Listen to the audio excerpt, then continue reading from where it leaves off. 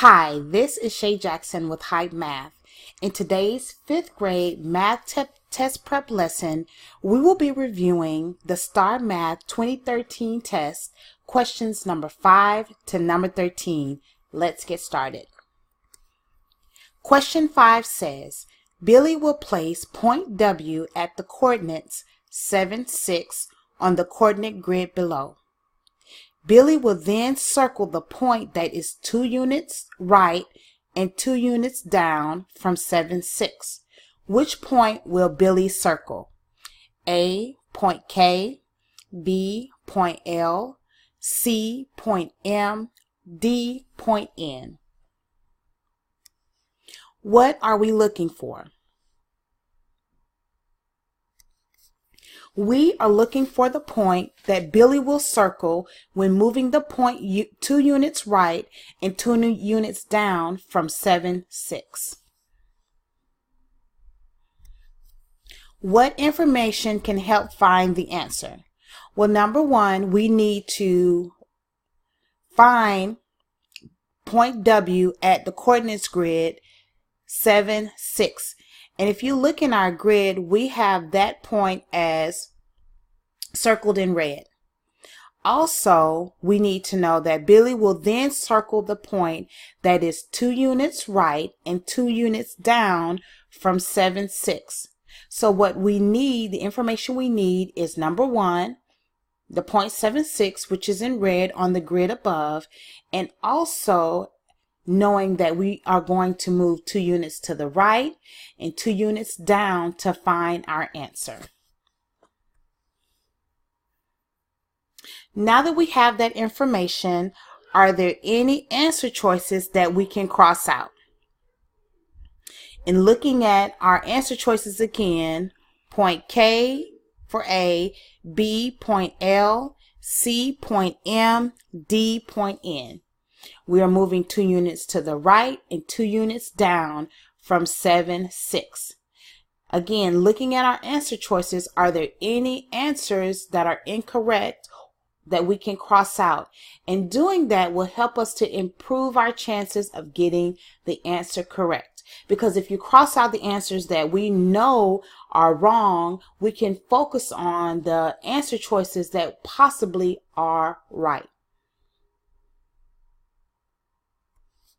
If you said that we could cross out answer choices A, B, and D, you are correct. Okay? In looking at point K, if we move 2 units to the right and 2 units down from 7, 6, well, point K is nowhere close to that. Neither are point L and point N. So our correct answer is point M. If you look at the grid above, we have moved 2 units to the right and 2 units down, and that is point M. Let's move to question number 6. For question 6, it says, Edna completed 4 2/3 puzzles. Which improper fraction is equivalent to the number of puzzles Edna completed? F, 9/3, G, 14/3, H, 10/3, J, 24/3. What are we looking for? We are looking for the improper fraction that is equivalent to the number of puzzles Edna completed. What information can help us find the answer? The first thing we need to know is, or information we need, is the 4 2/3. We need to convert that into an improper fraction. In order to convert 4 2/3 to an improper fraction, we have a couple of steps that we need to follow. Number one, we must multiply the whole number by the denominator. Number two, we add the answer from step 1 to the numerator. And 3, write the answer from step 2 over the denominator. Are there any answer choices that can be crossed out?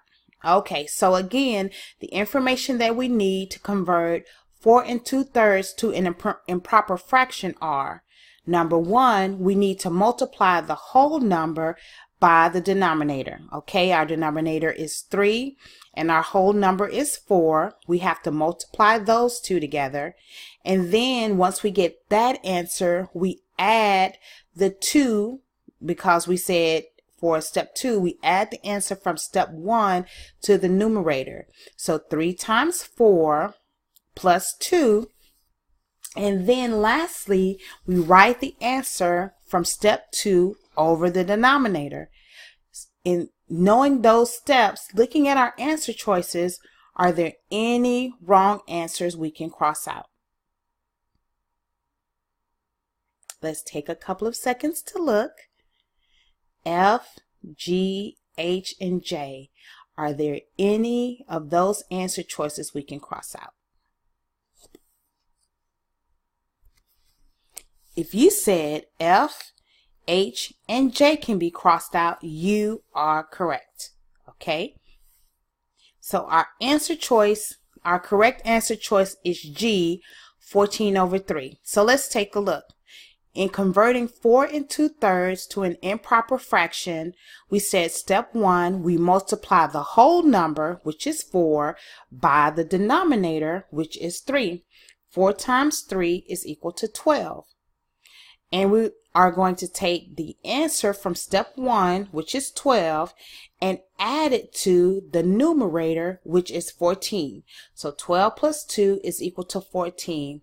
And our last step is that we write the answer from step 2, which is 14, over our denominator, which is 3.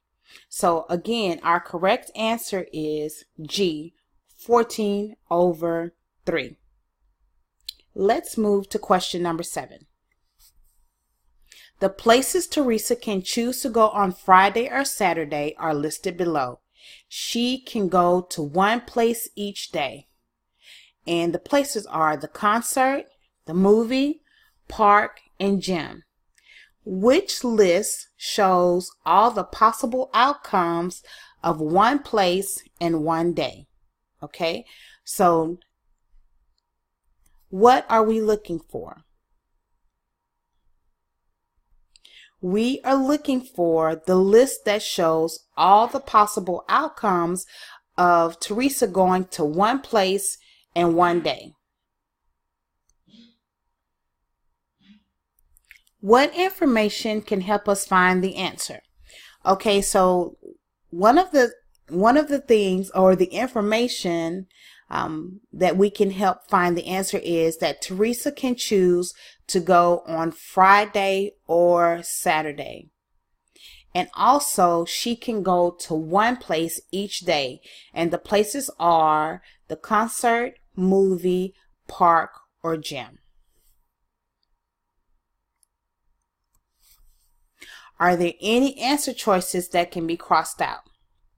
So in looking at our answer choices, for A, it's concert Friday, movie Friday, park Saturday, gym Saturday.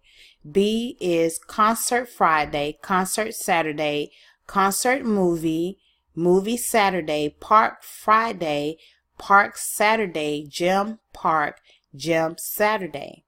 C is concert Friday, gym Saturday.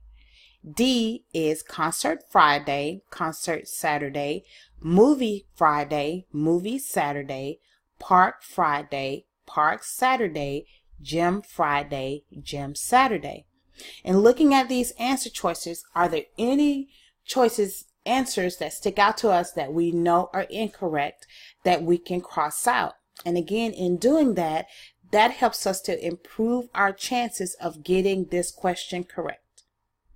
Take a couple of seconds to look at the answer choices again, and also the information that will help us find the answer, to see if there are any answer choices we can cross out. And if you said we could cross out A, B, and C, you are correct. So let's take a look. Well, we know we can cross out A because it only gives us, it only took the places and going there only on Friday for the concert, movie for Friday as well, and the park and gym Saturday. So it just took one place and one day, and that's it. But in our question, it says she can go to one place each day. For B, we know that we can cross that out because at first it started off good, concert Friday, concert Saturday, but then we have an answer choice of concert movie. Well, that's incorrect. And also you see gym park. Well, that's incorrect as well because it's one place and one day. That is what our answer choice should contain. So because they showed two places as the outcome for B, this is incorrect and can be crossed out. For C, it doesn't list all the places and it only gives a couple of days and also a couple of outcomes. We know that is incorrect as well. So our correct answer is D. In D, you can see that for each place, it shows each day, Friday and Saturday. Let's move on to question number 8. A coffee maker at a restaurant can brew 42 cups. How many pints can this coffee maker brew? F, 84 pints. G, 21 pints. H, 336 pints. J, 420 pints. What are we looking for? We are looking for the number of pints the coffee maker can brew. What information can help us find the answer? To help us find the answer, we need to know how many cups are in a pint. And for that conversion, it's 2 cups is equal to 1 pint. And also we need to know how many cups the coffee maker is brewing, and that's 42 cups. Based on the information we have to help us find the answer, are there any answer choices that we can cross out? So take a look. For F, we have 84 pints. G, 21 pints. H, 336 pints. And J, 420 pints. And for our conversion, we know for every 2 cups, that's 1 pint. Let's take a couple of seconds to see if we can choose which answer choices are wrong and can be crossed out.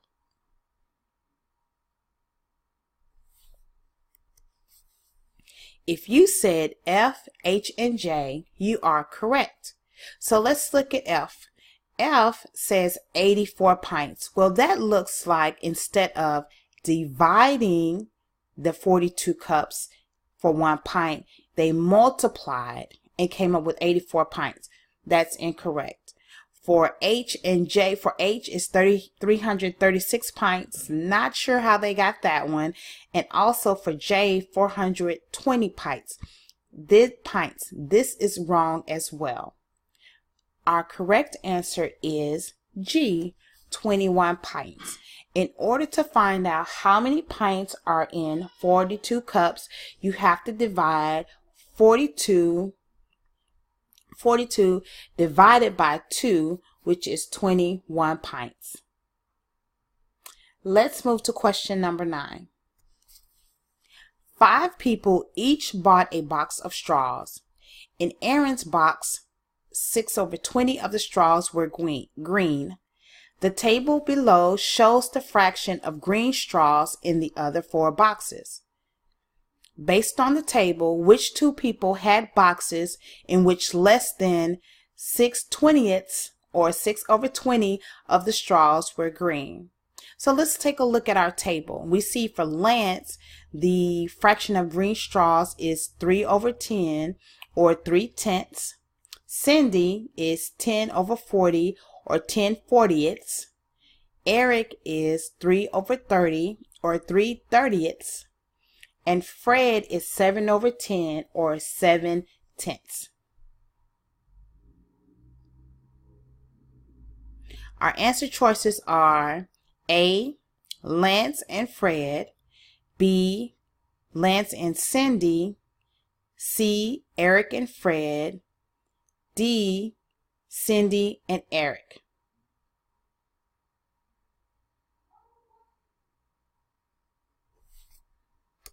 What are we looking for? We are looking for the two people that have boxes with less than 6/20 of green straws. What information can help us find the answer? Well, since we see that are looking at the table and also looking at how many green straws Aaron has, our denominators are not the same.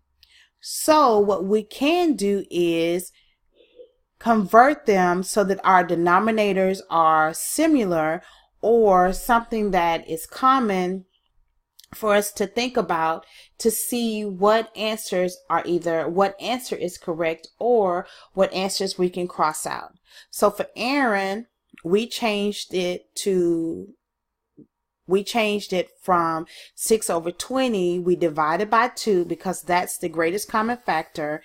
And now the fraction is 3/10. Lance, it was already 3/10. For Cindy, it's 10/40. Well, we know that our greatest common factor is 10, and we divide 10 by the numerator and denominator, and her fraction is 1/4. For Eric, 3/30, our greatest common factor is 3. We divide 3 in the numerator and the denominator, and our fraction is now 1/10. And for Fred, it's equal to 7/10. We did not need to simplify this fraction anymore. Okay, so we've simplified the fractions that we could, and some we didn't have to. Looking at this information, this can help us find the answer. Are there any answer choices that can be crossed out? Let's take a look at what our answer choices are, and also those fractions, to see if A, we can point out the correct answer, or find the answer choices that are wrong that we can cross out. Okay, so first we're saying Lance and Fred. Again, let's look and see what we're looking for. Based on the table, which two people had boxes in which less than 6/20 of the straws were green? Okay, we know that we changed or simplified that fraction, as opposed, I'm not going to say change, we simplified Aaron's fraction to 3/10, and now we're looking for fractions that are less than that. Okay, two people who have less than 3/10 green straws. Okay, A, Lance and Fred. So let's look at Lance and Fred. Lance fraction is 3/10. Fred is 7/10. B, Lance and Cindy. Lance is 3/10. Cindy is 1/4. C, Eric and Fred. Eric is 1/10 and Fred is 7/10. And D, Cindy and Eric. Cindy is 1/4 and Eric is 1/10. So in looking at our answer choices, are there any wrong answers we can cross out? So basically what we're looking for, the wrong answers would be two people who have the same or more than 3/10 green straws. Okay, our wrong answers, because we're looking for the two people who have less than 6/20, or we simplified that to 3/10 of straws that are green. Our wrong answer would be two people who have the same, so they would have either 3/10 of green straws or greater than 3/10 of green straws. Those are the answers we can cross out, because we are looking for fractions that are less than 3/10. Let's take a couple of seconds.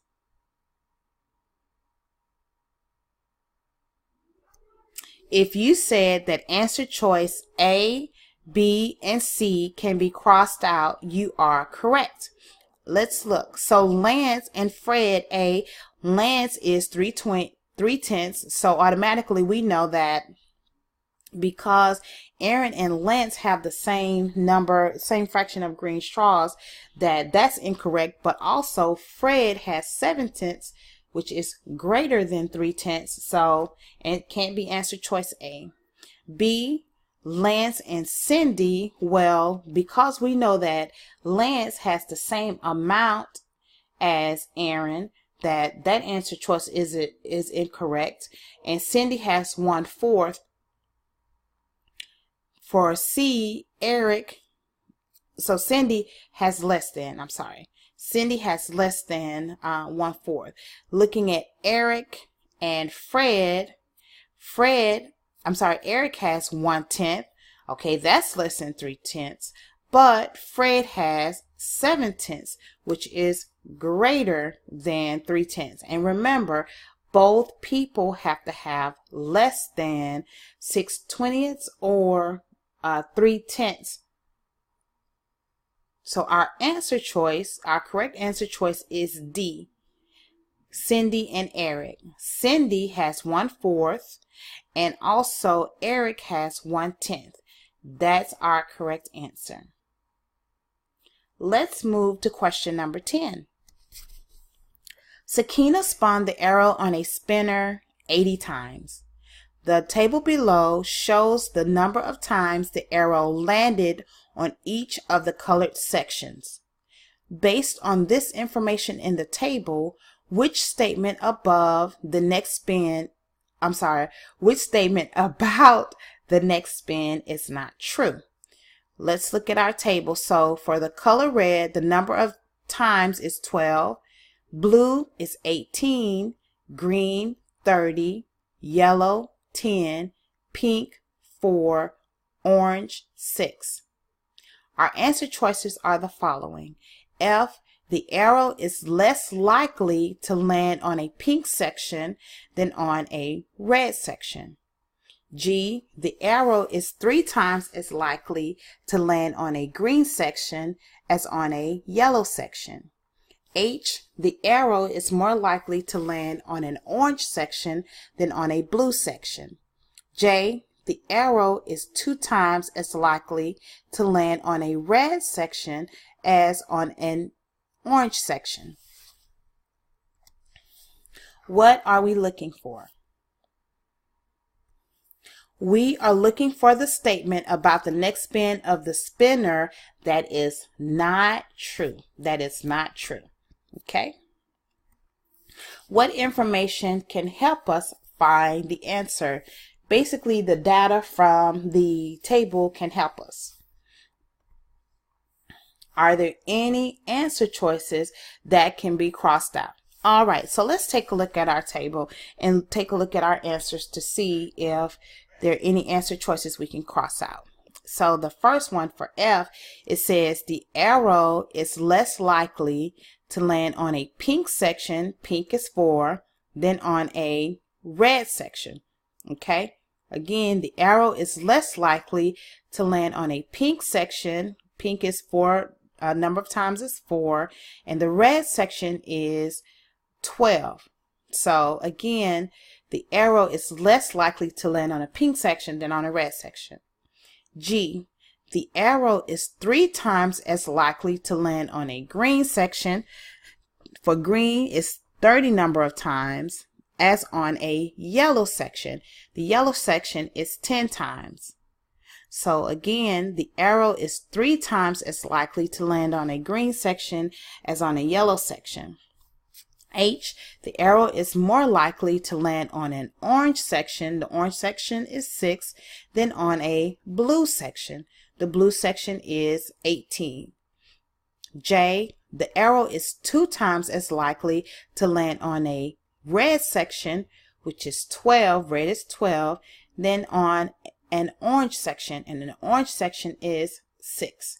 So based on that information and our answer choices, is there anything we can immediately cross out? And what we're looking for are answer choices that are true or that are correct, okay? Because our answer is a statement that about the spinner is not true. So it is false or it's incorrect. We are looking for an incorrect answer.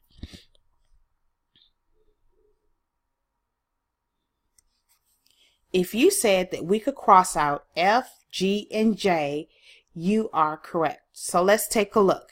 For F, it says the arrow is less likely to land on a pink section than on a red section.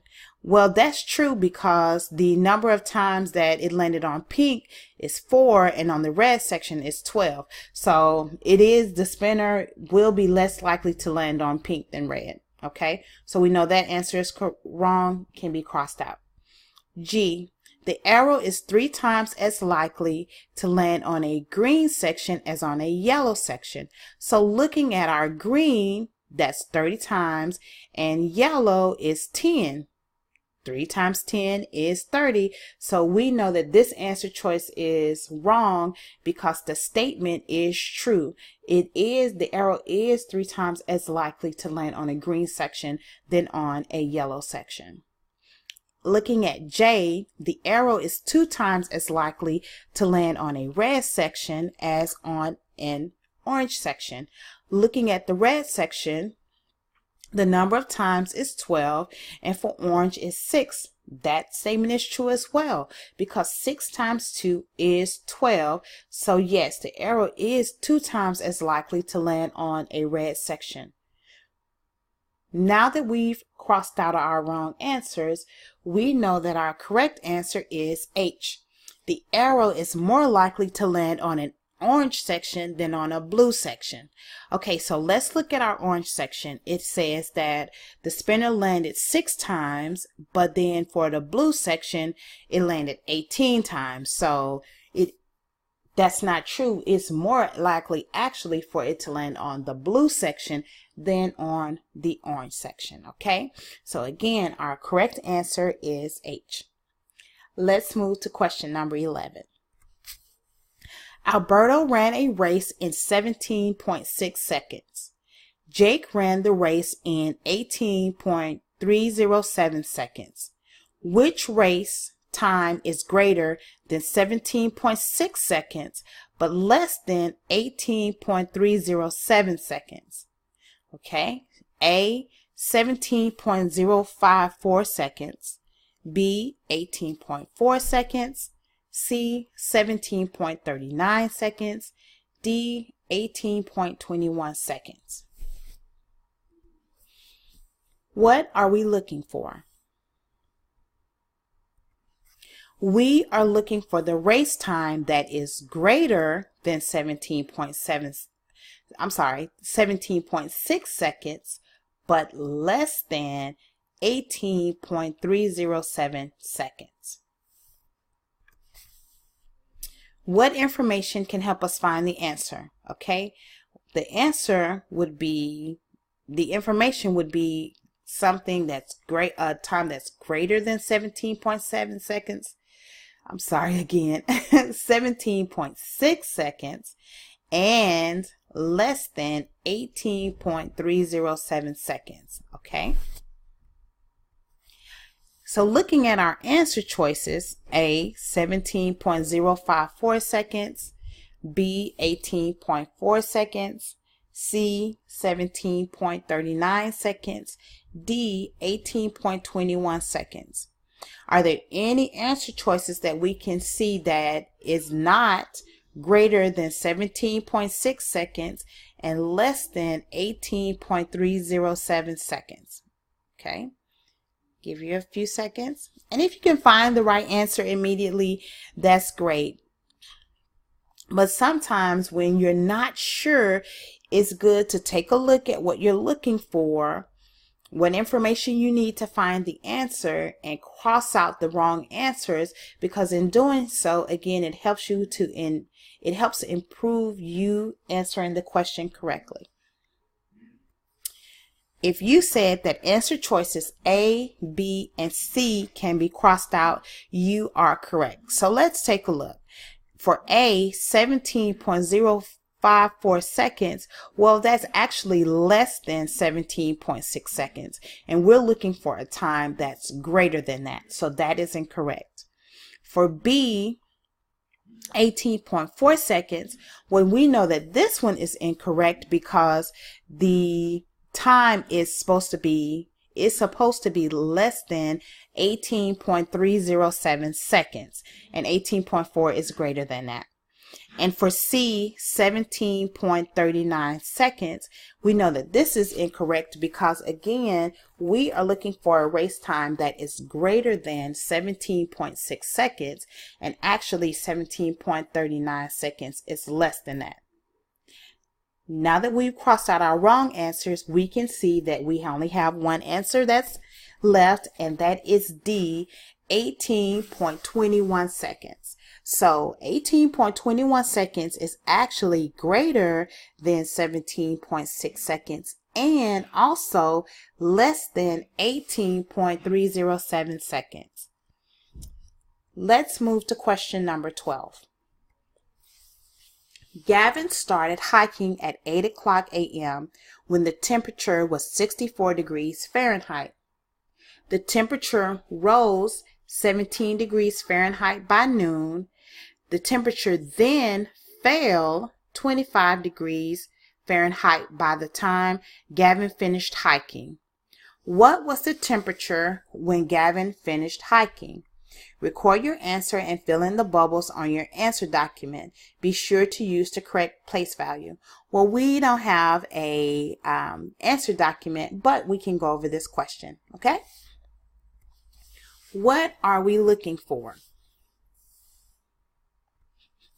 We are looking for the temperature, what the temperature was when Gavin finished hiking.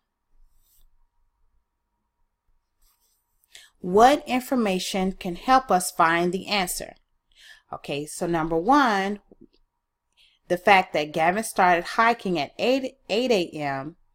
and the temperature was 64 degrees Fahrenheit, that's information that can help us find the answer. Also, the temperature rose, which is positive 17 degrees Fahrenheit by noon, and also the temperature fell, which is subtraction or negative 25 degrees by the time Gavin finished hiking. This is the information that can help us. In using this information, we know that our correct answer is 56 degrees Fahrenheit. So let's take a look. Okay, so again, when Gavin started at 8 o'clock a.m., the temperature was 64 degrees Fahrenheit. The temperature rose to 17 degrees Fahrenheit by noon. That means we need to add 64 plus 17 degrees Fahrenheit and then subtract 25 degrees because it says that the temperature then fell, which is subtraction. 64 degrees plus 74 degrees minus 25 degrees is equal to 56 degrees Fahrenheit. Let's move to question number 13. A gardener has 785 bricks to build a path in a garden. There will be 24 bricks in each row of the path. How many complete rows can the gardener make using 785 bricks? A, 32, B, 17, C, 33, D, 65. What are we looking for? We are looking for the number of complete rows the gardener can make using 785 bricks. What information can help find the answer? Number one, the gardener has 785 bricks to build a path, and also that there are 24 bricks in each row of the path.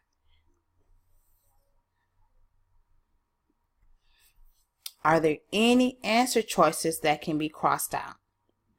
Okay, so what we could do is use approximation to see if there are any wrong answers we can cross out. So instead of 785, we can round that to 800.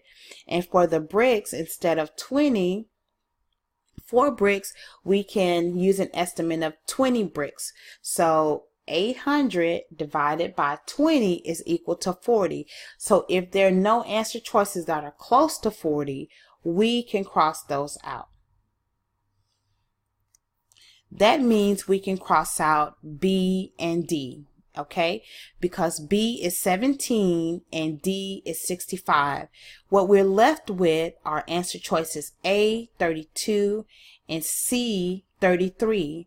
Now we have to actually divide in order to find our answer. And remember, it's for a complete, we're looking for how many complete rows the gardener can make using 785 bricks. When I divide, my answer choice is 32 because 24 can go into 785 32 times with the remainder of 17. And again, we said complete rows. So it would be 32 complete rows and 17 bricks left over. Again, our correct answer choice is A. This has been Shay Jackson with Hype Math. For more 5th grade math test prep videos, go to www.hypemath.com. Talk to you later.